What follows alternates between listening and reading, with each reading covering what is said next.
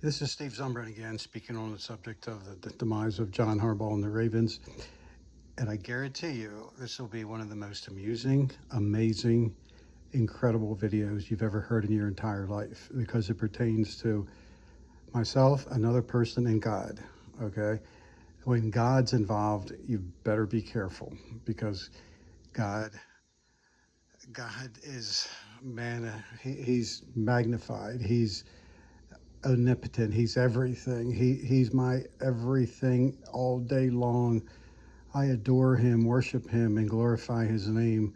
He saved my life. He changed my life, and he gave me new life. So let me tell you this story. This is incredible. Okay, it all started when God told me that he wanted me to be part of the Ravens, and he was going to send me to the Super Bowl because I had the Holy Spirit. And he spoke to me and he told me exactly what he wanted me to do and what he wanted to do through me. So everything worked out. But here's the incredible part, okay? When Harbaugh and I finally, we formed a really strong relationship. And like I've said in other videos, he told me that I definitely heard from God. I impacted his life more than anyone spiritually. We were compatible. We spent time together. I messaged him every day. He got back with me with his response. It was just an incredible God intervention. It was all God. I'd never applied for a job, never wanted a job.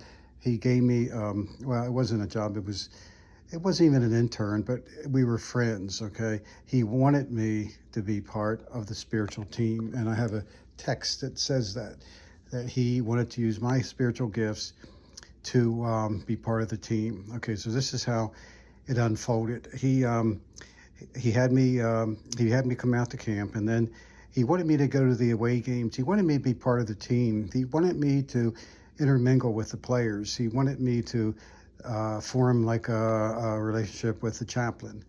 And he wanted me to be part of the meetings and everything else.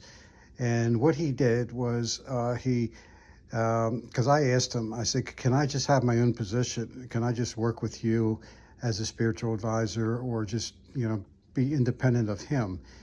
And Harbaugh said he couldn't do that, but he wanted me to be connected to the chaplain.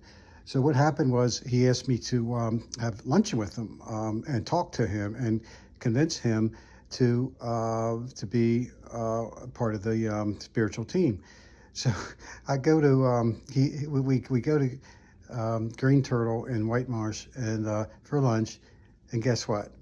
He's not eating. He's on some kind of fast. Well, that told me something right there. You don't have a luncheon with somebody and not eat, which was very awkward and uncomfortable.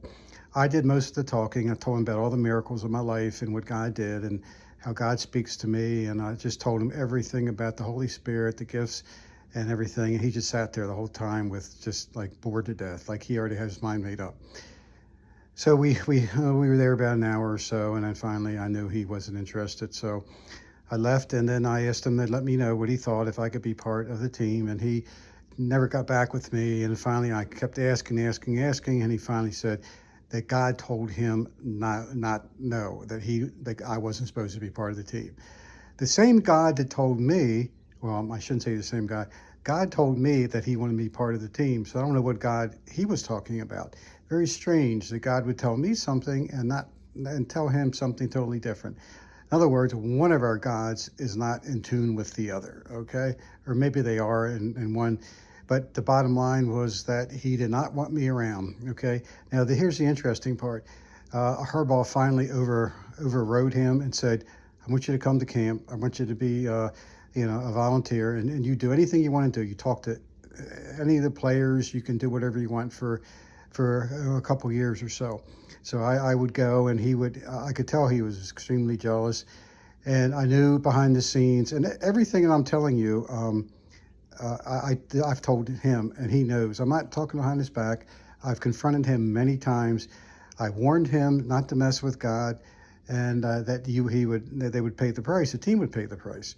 So he eventually got a bunch of the players against me. He wouldn't let me come to the team prayer. He wanted no parts of me, and yet he saw me and my gifts working with the players, with the Suggses and the other Ray Rice and all that.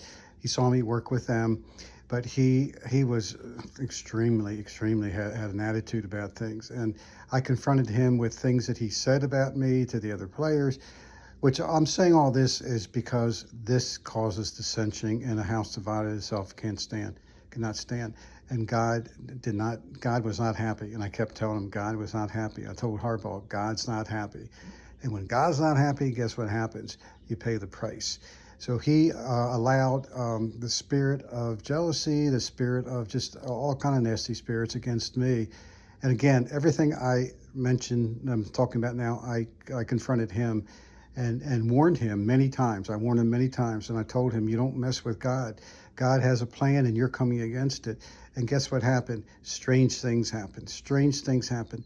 They lost. They had record double-digit losses. They just had miserable years with the talent they had because God was not with them. And my point in all this was what I'm saying, and there's more, but I don't like to talk too long about it. But my point is that you don't come against God. And if anybody sees the Ravens and they see what's going on and they wonder why every year, because you don't see the spiritual side of the inner side of things that transpire without anybody knowing it. The media doesn't know about that. Harbaugh knows about it. The Chaplin knows about it. And I warned him and confronted him, but he had nothing to do with any kind of accountability, was not transparent, and because of that, and you may not believe me, but that is the reason. This is the reason. Spiritually, they were not making God happy.